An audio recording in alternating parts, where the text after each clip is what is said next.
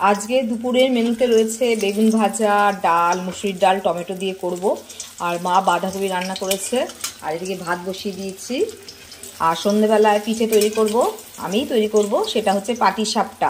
কারণ আমি অন্য পিঠে অতটা ভালো পারি না। সাজের পিঠে একবার ট্রাই করব, পরে সেটা, এখন না।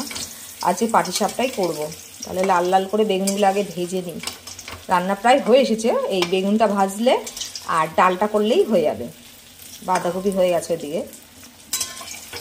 ওরে বাবা, এটা উল্টাতে পারছি না। এই যে ডালও হয়ে গেছে, আর ওদিকে ভাতটাও হয়ে গেছে, ভাতটাও নামিয়ে নেব। টমেটো দিয়ে মুসুরির ডাল আমার তো দারুণ লাগে। আর 5 ফোড়ন দিয়েছি। লঙ্কাটা একটু পরে দেবো, কেননা পুচকের জন্য ডালটা তুলে রাখবো, তারপরে লঙ্কা দেবো, তাহলে ঝাল হয়ে যাবে। ও তো আবার ঝালটা এখন খায় না। সামান্য একটু ধনে পাতাও দিয়ে দেবো। শীতকালে দেখবে সব কিছুতে ধনে পাতা ভালোই লাগে। আর একটু হলে নামিয়ে নেব। টমেটোটা সেদ্ধ হয়ে এসেছে। চলে এসেছি আমি পিঠে তৈরি করতে।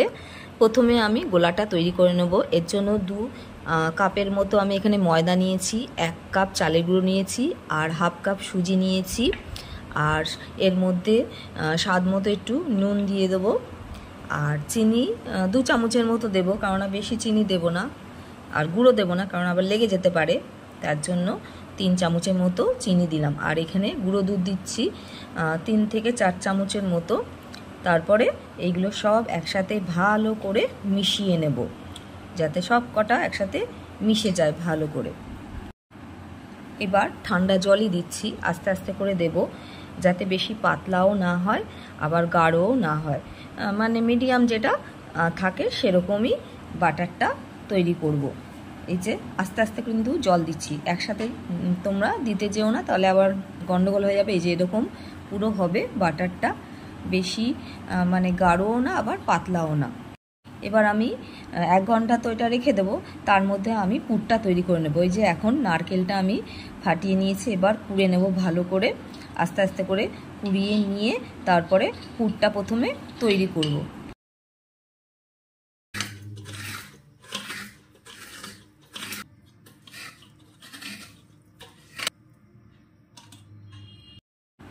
এই যে নারকেলটা পুরো কুড়ে নিয়েছি, এবার পুরটা তৈরি করব। আর এই যে গোলাটা 1 ঘন্টার মতো হয়ে গেছে।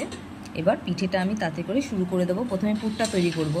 যে গ্যাসে বসিয়ে দিয়েছি, হালকা করে প্রথমে একটু ভেজে নেব। তারপরে এবার এলাচ দিয়ে দেবো একটু সামান্য। এলাচটাকে আমি থেতো করে নিয়েছি, তারপরে দিয়েছি। এবার হালকা করে ভেজে নিচ্ছি। আর গুড়টা দেখো কি সুন্দর, বেশ খাঁটি একদম খেজুরের গুড়। কালারটা তো দারুণ, আর গন্ধটাও খুব সুন্দর। তোমরা তো আর পাচ্ছ না, আমিই পাচ্ছি। আর শুধু একটু খেয়ে দেখেছি, বেশ আসল যে একদম খেজুর গুড় সেটাই। এবার 3-4 চামচের মতো দিয়ে দেবো। পুরটা একটু মিষ্টিই করব। এবার পুরটা ভালো করে নারকেলের সাথে মাখিয়ে নেব। এবার ভালো করে গুড়ের সাথে নারকেলটা মিশিয়ে এখানে 2 চামচের মতো গুঁড়ো দুধ দিয়ে দিলাম, যাতে বেশ একটু স্বাদ হয়। তার জন্য বেশ ভালোই লাগে কিন্তু। আর যতক্ষণ না টানছে ততক্ষণ একটু নেড়েই যাব ভালো করে।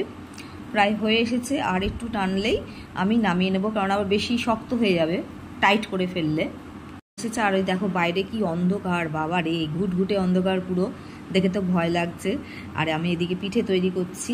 পুরটা প্রায় হয়ে এসেছে, এরপরে নামিয়ে নেব। তার মাঝে আমি একটু মুখটা দেখিয়ে দিলাম, কে রান্না করছে সেটা তো দেখাতে হবে, তাই না? তোমাদের সাথে তো শেয়ার করতেই হবে রাঁধুনিটাকে, রাঁধুনির মুখটা দেখাতে হবে। আর এই যে প্যান বসিয়ে দিয়েছি, সামান্য সাদা তেল দিয়ে দিয়েছি, ওর উপরে বাটারটা দিয়ে, ব্যাটার, যাই হোক ব্যাটারটা দিয়ে এবার আস্তে আস্তে করে হাতার সাহায্যে আমি এটা গোল করে নেব ধোসার মতো। যতটা পারবে পাতলা করতে চাইলে করতে পারো, যাতে ভেঙে না যায়, মানে সেদিকেও খেয়াল রাখতে হবে। এবার আস্তে আস্তে করে আমি যতটা পারবো পাতলা করার চেষ্টা করব। এবার এক সাইড করে আমি পুরটা তৈরি করেছিলাম সেটা দিয়ে দেবো। এবার আস্তে আস্তে করে ওঠানোর চেষ্টা করব, যাতে এটা ভেঙে না যায়। এবার আমি আস্তে আস্তে করে খুন্তি দিয়ে, এটা শুকিয়ে এসেছে প্রায়, এবার আমি ওঠানোর চেষ্টা করছি। এই যে আস্তে আস্তে করবে, বেশি নাড়াচাড়া করবে না, তাহলে কিন্তু আবার ভেঙে যেতে পারে। এই যে আস্তে আস্তে করে তাওয়াটাকে এপাশ ওপাশ ঘুরিয়ে আমি করেছি, যাতে ভেঙে না যায়। আর এবারে দেখছি পিঠেগুলো ভালোই উঠে আসছে, আর করতেও বেশ ভালোই লাগে। এই যে একটা প্রায় হয়ে এসেছে, বেশ ভালোই হয়েছে। দেখো কি সুন্দর ছেড়ে গেছে, আমার তো দারুণ লাগছে। এরকম ছেড়ে গেলে তো কার না ভালো লাগে। আর একটা আমি তৈরি করে তোমাদের দেখাচ্ছি, যে ধোসার মতো পুরো হাতা দিয়ে ঘোরাতে ঘোরাতে যতক্ষণ না মানে বড় হচ্ছে আর পাতলা হচ্ছে ততক্ষণ একটু করেই যাব আস্তে আস্তে করে। আগে যেরকম করেছি সেইভাবেই তৈরি করবো। এই যে অনেকটাই পাতলা হয়েছে, এরপর উপর দিয়ে একটু ভালো করে ঘুরিয়ে ঘুরিয়ে নেব সবটা। এবার একটু শুকিয়ে এলেই আমি এর মানে এক সাইড দিয়ে পুরটা দিয়ে দেবো। পুরটা কিন্তু দারুণ হয়েছে, বেশ মাখা মাখা, আর গুঁড়ো দুধ দিয়েছি, দারুণ স্বাদ হবে। এবার আগের মতো আস্তে আস্তে করে আমি এবার উঠাতে থাকবো। এই যে একটু পুর দিলাম, কারণ ঘরে তৈরি করছে, একটু বেশি পুর দিয়ে তৈরি করলে বেশি স্বাদও হয়, তাই না? উফ, আমার তো দারুণ লাগে। বেশি পুর থাকবে, মুখে পড়বে, দারুণ লাগবে, মুখে পড়বে। আমি উল্টোপাল্টা বকছি। আচ্ছা যাই হোক, এই যে দেখো কি সুন্দর উঠে আসছে। একটু একটু লেগে গেলেও সামান্য একটু একটু লাগবেই। এই যে উঠে এসেছে, দেখো পুরো ধোসা মনে হচ্ছে না? দারুণ হয়েছে কিন্তু। এবারে পিঠেগুলো তো দারুণ করেছি, কেননা ব্যাটারে আমি বেশি চিনি বা গুড় দিইনি, তার জন্যই লাগেনি। এই যে সব কটা পিঠে হয়ে গেছে, বাপের বাড়িতেও কিছু পাঠাবো দাদার জন্য। তাহলে এবার একটু বেরোবো, কটা বাজে? 8টা বাজে, 8:30 নাগাদ একটু বেরোবো, একটু ঘুরে আসবো। ভালো লাগছে না, পিঠে করে হাঁপিয়ে মানে একদম ক্লান্ত হয়ে পড়েছি। তাই বরকে বললাম চলো একটু ঘুরে আসি কাছাকাছি কোথাও, দেখা যাক কোথায় নিয়ে যায়। এই যে কোপাল তো যাওয়ার জন্য একদম ব্যস্ত হয়ে পড়েছে, বেরিয়ে পড়েছে।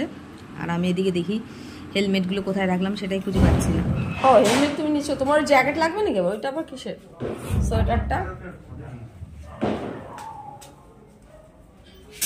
এই যে বেরিয়ে পড়েছি, এখন যাচ্ছি লেক টাউনের পাশ দিয়ে।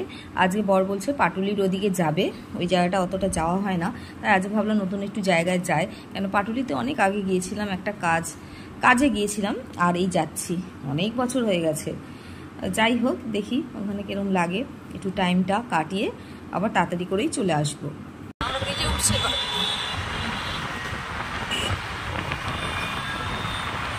রাস্তাটা ভালো করেছে।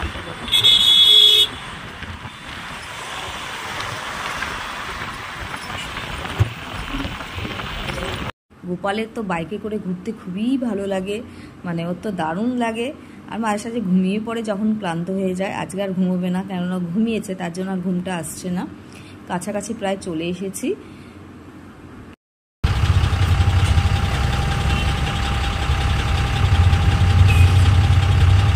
এই যে চলে এসেছে, পুরো বেশ দারুণ লাগছে, পুরো দক্ষিণেশ্বর মনে হচ্ছে, তাই না? আমি প্রথমবার এই পাশ দিয়ে গেছি অনেকবার, কিন্তু এখানে নামিনি। বেশ ভালোই জায়গাটা, অনেকেই দেখি এখানে টাইম পাস করতে আসে, তাই আজকে আমরাও চলে এলাম। তাই সবসময় মানে কি বলবো, লোকজন থাকে এখন দেখি, গরম বলো শীত বলো, এখন সবসময় এখানে বেশ টাইম পাস করার কয়েকটা ভালো জায়গায় করেছে। এই যে নচিকেতার একটা দোকান, নচিকেতার দোকান বলছে, এখানে নচিকেতার দোকান মানে এখানে চা পাওয়া যায়, এখানে নচিকেতার গান চলে। গানটা তার শোনাতে পারবো না, তার জন্য তোমরা এমনিই দেখে নাও নচিকেতার দোকান। ওরা নচিকেতার মানে নচিকেতাকে খুব পছন্দ করে মনে হয়, সেজন্য মনে হয় খুলেছে, আমার যা মনে হয়। যাই হোক, নচিকেতার গান তো খুবই ভালো লাগতো। সেই নচিকেতার গানের দোকান, আমরাও একটু ভাবলাম চা খাই, চাও খেলাম, ভালোই চা। আর এই যে গোপালের বায়না, বেলুন কিনে দাও, বেলুন কিনে দিয়েছে ওর বাবা, এখন সেটা নিয়ে খেলছে। আমরা এই যে চা খাচ্ছি, আর এই লেমন ট্রিটা বেশ ভালোই হয়েছে তোমার নচিকেতার চায়ের দোকানের। আর এই দেখো বেলুনওয়ালা, ও তো একটা বেলুন কিনে দিয়েছে, ওটাতেই শান্ত। এবার দেখি কিছু একটা খেয়ে নেবো, কেননা আজ পিঠে পিঠে খেয়েছি, অতটা খাবো না। কিছু স্ন্যাক্স ধরনের কিছু একটা আনতে বললাম, ওই চিকেনের, সেটাই খাবো। এবার তারপরে সোজা বাড়ি যাবে, যে চলে এসেছে গরম গরম, তাহলে খেয়ে নিই। আজকে তাহলে এইটুকুই থাক। ব্লগটা ভালো লাগলে অবশ্যই একটা লাইক, শেয়ার আর চ্যানেলটাকে সাবস্ক্রাইব করে দিও। সবাইকে শুভরাত্রি, ভালো থেকো, টাটা।